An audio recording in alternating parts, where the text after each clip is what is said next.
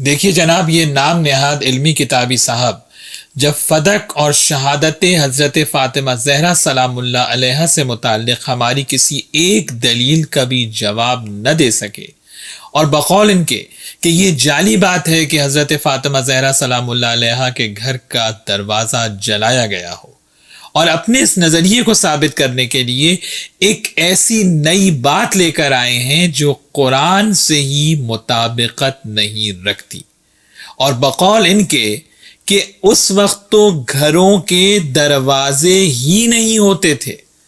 کاش ان علمی کتابی صاحب نے قرآن ہی کھول کر پڑھ لیا ہوتا۔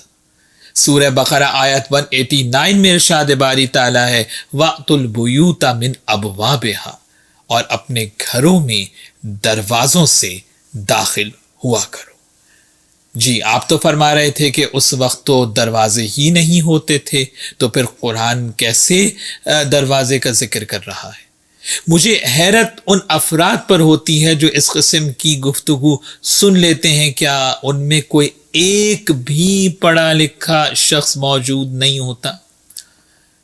ایک طرف تو قرآن حکیم کی آیت، اور اس زمانے میں گھروں کے دروازے موجود تھے۔ میں اس موضوع پر اہل تسنن کی سینکڑوں کتابوں کے حوالے دے سکتا ہوں، لیکن وقت کی کمی کی وجہ سے صرف ان احادیث کے حوالے دوں گا کہ جس میں حضرت فاطمہ زہرا سلام اللہ علیہ کے گھر کے دروازے کا ذکر موجود ہے۔ رسول اللہ صلی اللہ علیہ وآلہ وسلم کا یہ معمول تھا کہ جب صبح کی نماز کے لیے نکلتے تو پہلے حضرت فاطمہ زہرا سلام اللہ علیہ کے دروازے پر آتے، آپ آیے تطہیر کی تلاوت فرماتے، حضرت فاطمہ زہرا سلام اللہ علیہ کے دروازے پر درود و سلام بھیجتے۔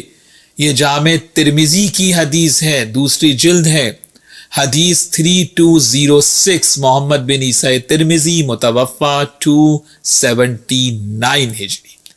اور ایگزیکٹ یہی روایت مسند احمد ابن حنبل میں بھی موجود ہے، سورہ احزاب کے ذیل میں، حدیث کا نشان ہے 14040۔ اس کے علاوہ حاکم نیشاپوری نے مستدرک علی الصحیحین میں اس روایت کو لیا ہے اور شرط مسلم پر اس روایت کو صحیح قرار دیا ہے۔ دیکھیے آپ، تیسری جلد ہے، صفحہ 172، اور حدیث کا نشان ہے 4748۔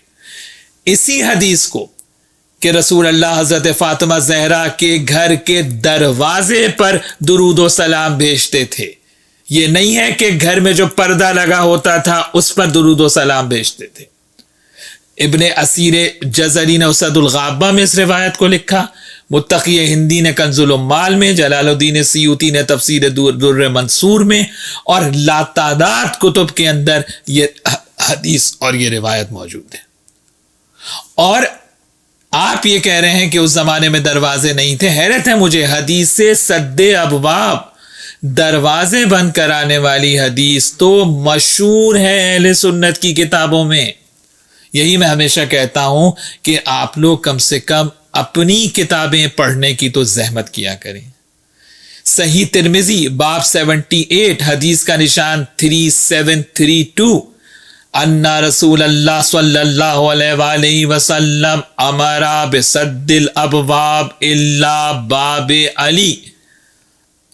ابن عباس سے روایت ہے کہ رسول اللہ صلی اللہ علیہ وآلہ وسلم نے صحن مسجد میں کھلنے والے سب دروازے بند کرا دیے، یعنی جتنے بھی دروازے صحن مسجد میں کھلتے تھے پیغمبر اکرم نے حکم دیا کہ سب دروازے بند کر دو، سب کے دروازے باہر کی طرف کھلیں گے، صرف صحن مسجد میں علی و فاطمہ کے گھر کا دروازہ کھلے گا۔ یہی سد ابواب کی سیم روایت مسند احمد ابن حنبل میں موجود ہے۔ امام احمد ابن حنبل امام بخاری سے بھی پہلے کے ہیں، نسائی کی سنن الکبریٰ کے اندر موجود ہے، حاکم نیشاپوری کی مستدرک علی الصحیحین میں ہے، متقی ہندی نے کنز العمال میں لکھا ہے، اور دیگر کتب اہل سنت میں یہ روایت موجود ہے۔ حضرت فاطمہ زہرا سلام اللہ علیہ کے گھر کا دروازہ تو وہ دروازہ ہے جہاں محمد مصطفیٰ صلی اللہ علیہ وآلہ وسلم جا کر درود و سلام بھیجتے ہیں۔ اور میں یہاں ایک بات کہہ دوں کہ اکثریت اہل سنت کی، ہمارے بھائیوں کی، وہ ہے جو اہل بیت علیہ السلام کا احترام کرتے ہیں، ان کی محبت دل میں رکھتے ہیں، اور جہاں پر بھی حق فاطمہ زہرا سلام اللہ علیہا کی بات آتی ہے تو اکثریت ہمارے اہل سنت کی بھائیوں کی ایسی ہے جو وہاں کے اوپر حق زہرا کے اوپر اپنے ہاتھ کھڑے کر لیتے ہیں۔ لیکن یہ ان جیسے نام نہاد علمی کتابی لوگ جو اہل بیت علیہ السلام کے دشمنوں کے لیے سافٹ کارنر اپنے دل میں رکھتے ہیں، حضرت فاطمہ زہرا سلام اللہ علیہا پر جنہوں نے ظلم کیا، جنہوں نے ان پر چلتا ہوا دروازہ گرایا، جو ان کی شہادت کا سبب بنے، ان کو یہ بچانا چاہتے ہیں۔